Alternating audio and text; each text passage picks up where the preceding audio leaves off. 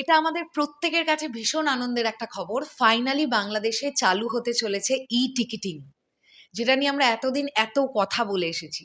প্রযোজকেরা কোটি কোটি টাকা খরচ করে সিনেমা তৈরি করেন, কিন্তু প্রযোজকেরা জানতেই পারেন না যে সিঙ্গেল স্ক্রিনে আসলেই তাদের সিনেমা কত টাকার ব্যবসা করছে।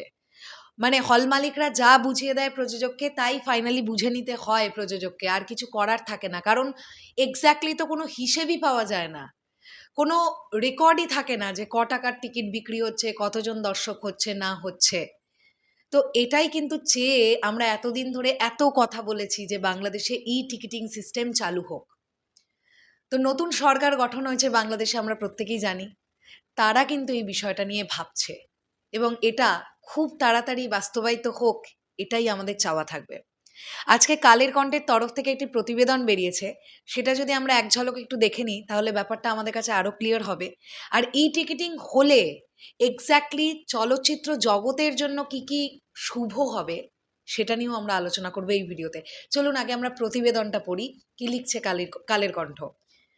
ওকে, জাস্ট এক সেকেন্ড, একটা অ্যাড শুরু হয়ে গেছে। হ্যাঁ, ঢালিউডে চালু হচ্ছে টিকিটিং ও বক্স অফিস। আচ্ছা, দেশের চলচ্চিত্র শিল্পকে আরও আধুনিক ও স্বচ্ছ করতে সব সিনেমা হলকে কেন্দ্রীয় সার্ভারের আওতায় এনে টিকিটিং ও বক্স অফিস চালুর উদ্যোগ নিয়েছে সরকার। এই লক্ষ্যে প্রায় 50 কোটি টাকার একটি উন্নয়ন প্রকল্প প্রস্তাব তৈরি করেছে বাংলাদেশ চলচ্চিত্র উন্নয়ন কর্পোরেশন।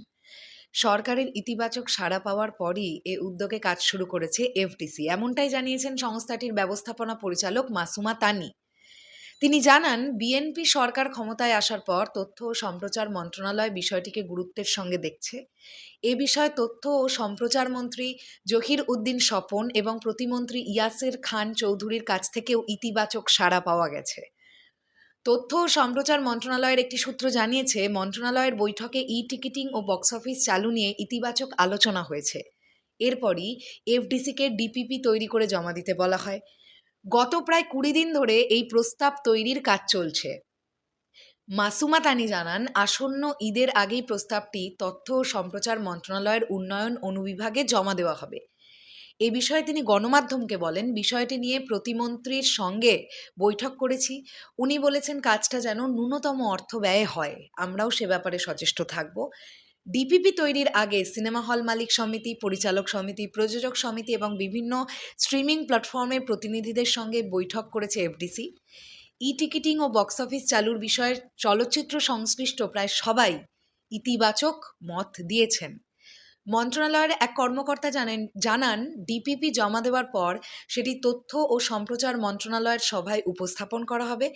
এরপর প্রকল্পটি পরিকল্পনা কমিশনে পাঠানো হবে অনুমোদনের জন্য। অনুমোদন মিললেই বাস্তবায়নের কাজ শুরু করবে এফডিসি। সো পুরো ব্যাপারটা আমাদের কাছে ক্লিয়ার হয়ে গেল যে এক্স্যাক্টলি কোন প্রক্রিয়াটার মধ্যে আছে এখন এই পুরো বিষয়টা। এইবারে আমরা একটুখানি এক ঝলক দেখে নেব যে টিকিটিং চালু হলে কি কি সুযোগ সুবিধা পেতে যাচ্ছে বাংলাদেশ ফিল্ম ইন্ডাস্ট্রি। প্রথম, এখন আর চাপা মেরে সিনেমা হিট করানো যাবে না। দর্শক সংখ্যা ও আয় হবে স্বচ্ছ এবং নির্ভুল।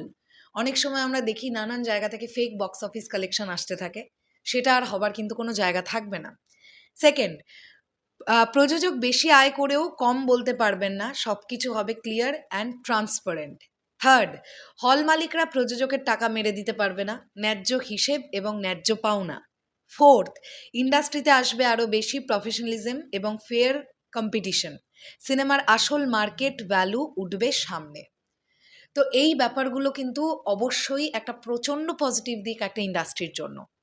দেখবার ব্যাপার এটাই যে আসন্ন কুরবানি ঈদ থেকেই এই সিস্টেমটা চালু হয় কিনা, নাকি আরও কিছুদিন সময় লেগে যায়, এটাই এখন একটা দেখবার ব্যাপার। তো এই বিষয়টা নিয়ে আপনাদের কি বক্তব্য, সেটা অবশ্যই কমেন্ট সেকশনে জানাতে পারেন।